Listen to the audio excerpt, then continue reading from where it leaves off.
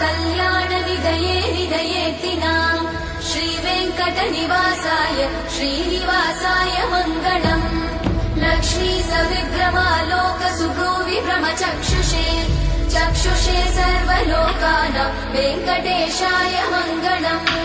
श्रीवेङ्कटाद्रिशृङ्गाग्रमङ्गलाभरणाग्रये मङ्गलानां निवासाय श्रीनिवासाय मङ्गलम्। सर्वावयव सौन्दर्य सम्पदा सर्वचेतसां सदा सम्मोहनायास्तु वेङ्कटेशाय मङ्गलम्। नित्याय निरवध्याय सत्यानन्दचिदात्मने सर्वान्तरात्मने श्रीमद् वेङ्कटेशाय मङ्गलम्।